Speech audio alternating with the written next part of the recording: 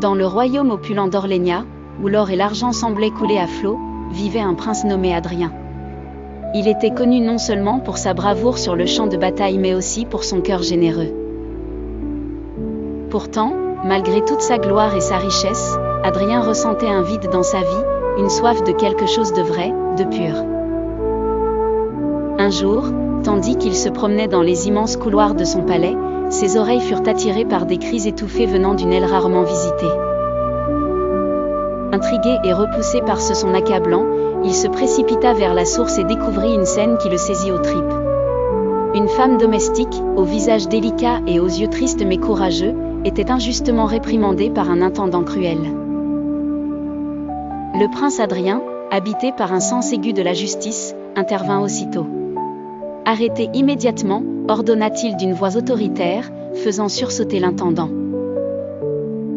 L'homme, conscient de son statut précaire devant le prince, recula immédiatement, et Adrien se tourna vers la jeune femme qui essayait de cacher des larmes derrière un sourire forcé. Elle s'appelait Élisabeth, et elle était belle, même dans sa tenue simple et humble. Le prince fut frappé par sa grâce naturelle et par la dignité avec laquelle elle se comportait malgré les humiliations qu'elle subissait. Il demanda à Élisabeth de raconter son histoire, et elle lui parla des difficultés de sa vie, de son arrivée au palais, espérant trouver un meilleur avenir, et des abus répétés qu'elle endurait. Adrien, profondément touché, assura à Élisabeth qu'elle ne serait plus jamais maltraitée dans son palais. Il lui offrit sa protection, et bientôt, son amitié sincère. Jour après jour, il chercha divers prétextes pour visiter Élisabeth et l'écouter raconter ses rêves, ses aspirations, ses peines et ses joies passées. Leur relation évolua, passant d'une simple amitié à une complicité chaleureuse.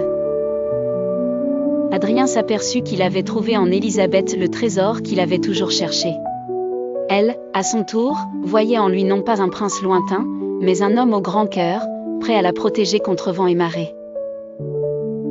Il lui avoua un jour ses sentiments, sous le clair de lune, dans les jardins du palais illuminés de fleurs nocturnes.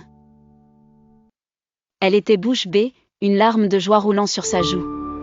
Elle avait toujours voulu croire à un amour véritable, mais jamais elle n'aurait pensé qu'il prendrait la forme de cette prince si noble. Ensemble, ils décidèrent de faire face aux conventions et aux murmures du palais. Et c'est ainsi qu'un prince et une domestique créèrent un conte d'amour, prouvant à tous que la vraie noblesse résidait dans le cœur, et non dans le titre.